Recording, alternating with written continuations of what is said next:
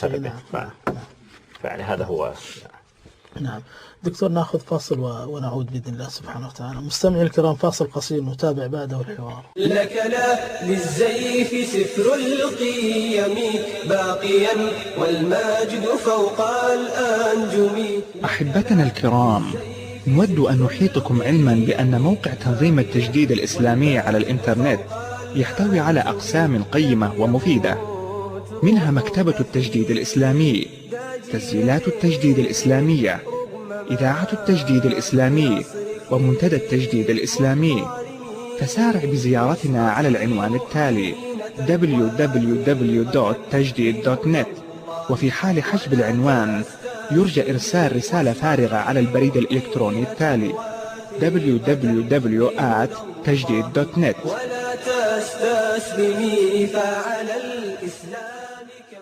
أهلا وسهلا بكم مستمعين الكرام في برنامج حوار في قضية، وحلقة اليوم بعنوان فتاوى شنعاء لهيئة كبار العلماء. وناقشنا يعني قبل قليل مقدمات لهذه الحلقة، فلا أدري دكتور إذا كان تريد أن تبدأ ببعض الأمثلة أو فتاوى معينة تناقش. طيب، وسبق أن ذكرنا أن هؤلاء ليسوا في الحقيقة علماء بل هم قراء، وذكرنا فيما قبل ما سبق أن أخوف ما أخاف على هذه الأمة كل منافق عليم اللسان. إذا هؤلاء في الحقيقة منافقون عليم اللسان، علم لسان.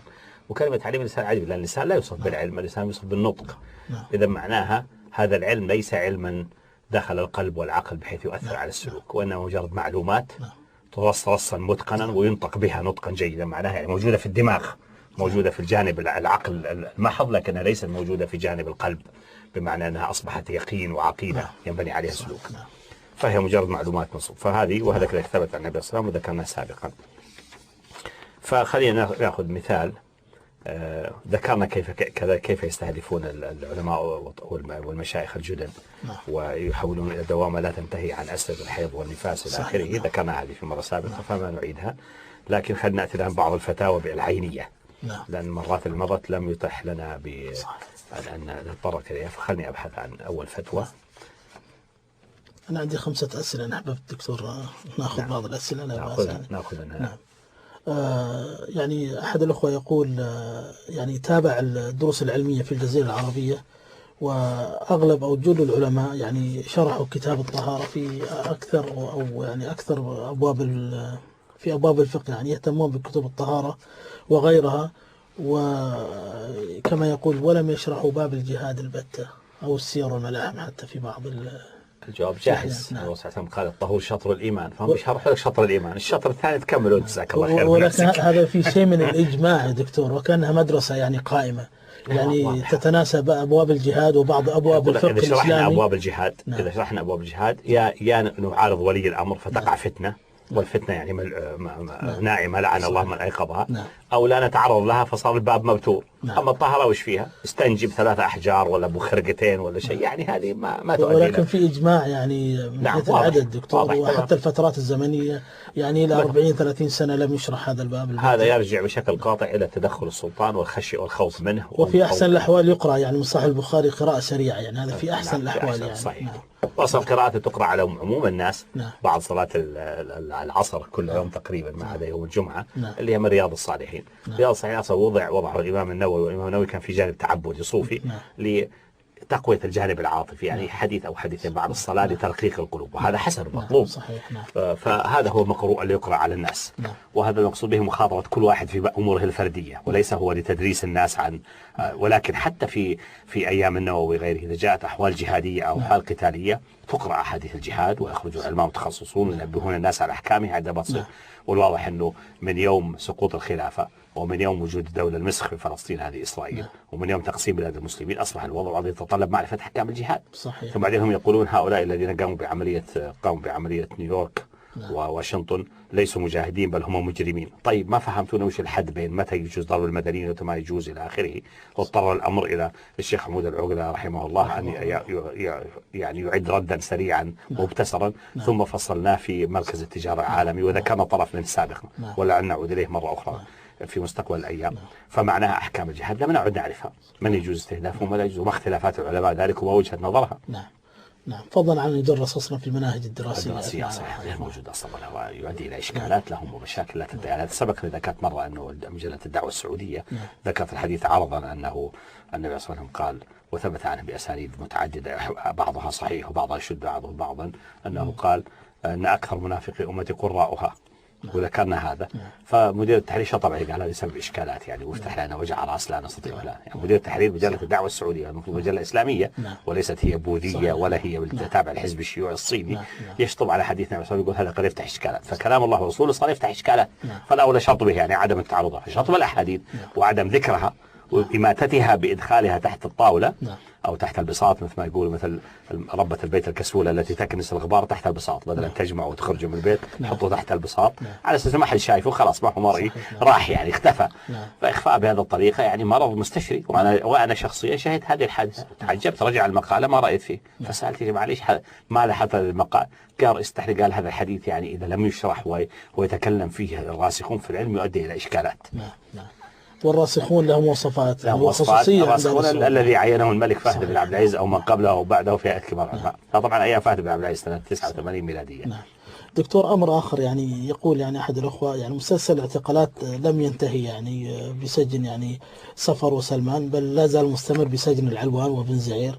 فالسجن يعني عند آل سعود بالنسبة للعلماء يعني لا يخرج منه إلا من يركع ويخضع، ويبقى فيه كل من يعاند ويحتاج إلى طحن يعني تأديب. نعم. وهذه حقيقة واقعة، ما أدري ما يعني نستنتج يعني أنه الآن سفر وسلمان تنازلوا عن الكثير من مواقفهم ومبادئهم. واضح تماما. وأعتقد أنه يعني ما ظهر مؤخرا يعني أمر مسيء الواقع.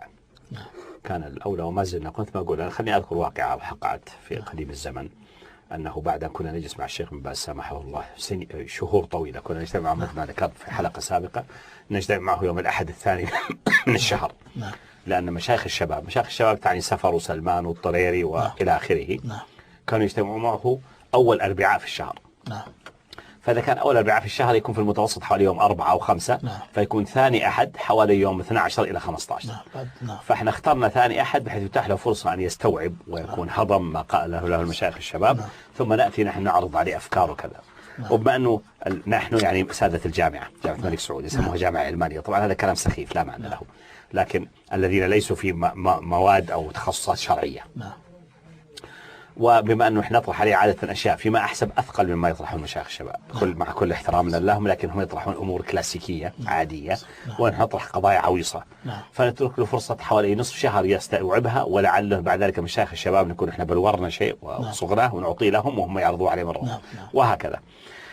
فجلسات كثيرة ذكرت بعض طرف منها ونكت على مر الأيام. وبعدين في بعد رفض الدولة لخطاب المطالب، بعد رفضها لمذكرة النصيحة، وبعد ركوبها رأسها فيما يتعلق بالبنوك الربوية، وبعد لحسها، لأنه الملك وعد الشيخ عبد العزيز بأنه سيسمح بأنه على طاولته عدة طلبات لتأسيس بنوك إسلامية، وكان الشيخ حاصره وأزعجه، ولا شك المباحث وكذلك، لأن الباحث رفعت تقارير كثيرة أن كل ما يحتج به هؤلاء في السجون أو أكثر ما يحتاجوا به هو البنوك الربوية.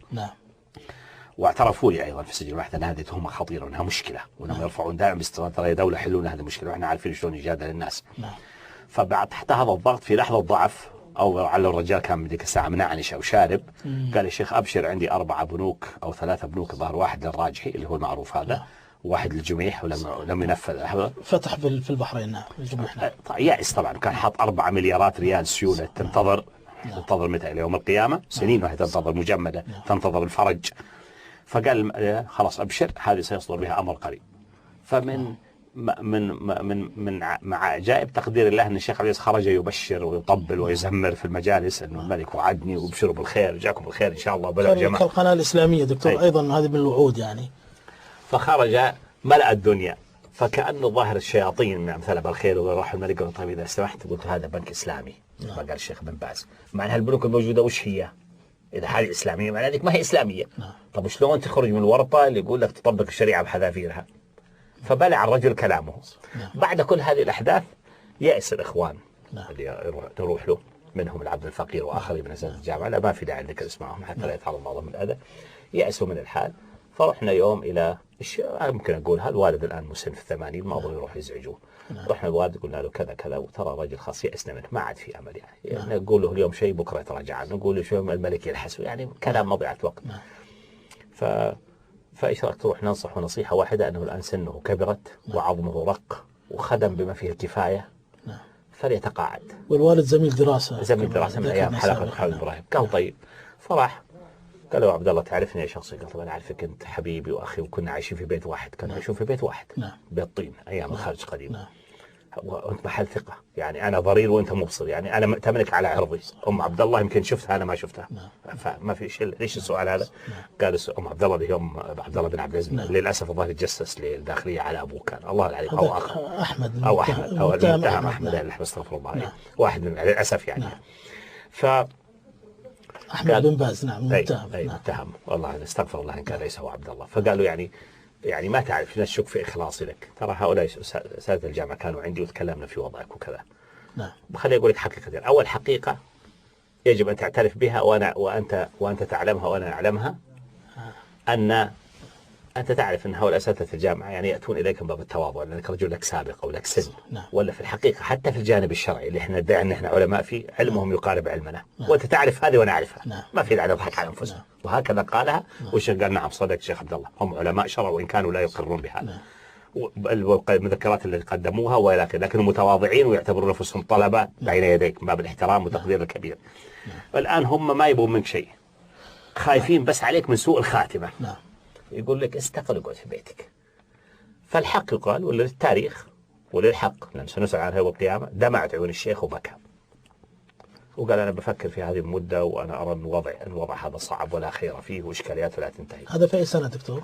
قبل أن نخرج من المهلكة قبل أن نسجن يعني سنة 92 أو 93. وكنا نوين بعد كذا خلاص ننقطع لأنه يأسنا يعني نذهب ونأتي ب يعني صح سنة وأنا سأقول تأسون بعد سنة، بس هذه السنة ليست هي يعني كل العمل. قبلها من عشرات السنين ونحن نكتب سرا وتكذيب لابن سعود الكذاب من السبعينات الميلادية يعني قبل هذا ب20 سنة وأنا شخصيا وغيري نكتب باستمرار مذكرات سرية. يعني ما في داعي لذكر هذا الكلام يعني عملنا إلى مليلنا إلى ثبت أن هؤلاء الكلام معهم لا يجدي. كانك يعني الجدار هذا يفهم هذول ما يفهمون، وإذا فهموا يرفضون وإذا قبلوا لا ينفذون. إذا يعني فترة النصائح السرية دكتور يعني اشترك فيها كثير وما كانوا يعرفون عن بعض. ابن سعود كذاب ودجال عليه لعنة الله على كذبه، بل نصح سرا إلى أن بحت حلوق الناس وانبرت أقلامهم وهو يكذب على الله وعلى الشعب عندما يقول أنها نصيحة كذب تكون سرية. قد نصح سرا إلى أن تعب الناس ويأسوا منك. المهم الشيخ بكى وجينا خارجين فقال الوالد يلا خلينا نخرج خلي الشيخ يفكر. وهذا حتى إحدى الحاضرين أحد الجامعة قال ليتك شديت عليه أكثر. قال شوفوا بكى، قال لا يهمك من البكاء ويبكى وبعدين ينسى البكاء. وإحنا خارجين رأينا الشيطان اللحيدان صالح الحيدان. أنا نسميه الشيطان يعني أنا ليش جبت هذا اللقب؟ أول شيء تيمنا بلفظ الشيطان لأن عبد الله بن عبد العزيز يعني أكثر باستخدامها. واثنين كان قديما مجلة اليمن الكبرى وكان لها شطحات واللي يشرف عليها رجل له قفزات عقلية لكنه رجل جيد يعني وإسلامي في الجملة. كان سمى السدلان يوم من الأيام السدلان الشيطان. فأنكرت عليه قلت يا شيخ ما الشيطان؟ قال حتشوف استنى يا مسعري تشوف أنه شيطان. هو من أهل اليمن. بعد مدة طلعت منه الفضائع والشيكات عرفنا أنه فعلا شيطان. اللحدان أسوأ منه. فإذا كان السدلان شيطان فاللحدان جاي. الشيخ مكتبه وكل من حوله ما عدا رجل واحد عادي أذكر اسمه يمكن ليس حيا فيعني من ذكر الحسن له ابن موسى هو الرجل الوحيد الغير متهم في دينه هو متهم بالتجسس. بقية كل ما في المكتب ما في أحد أبناء الشيخ جاسوس. فظهر أنه عندهم أجهزة تصنت فسمعوا الكلام فاتصلوا باللحدان الشيطان قالوا اسرع ترى الشيخ بينتكس.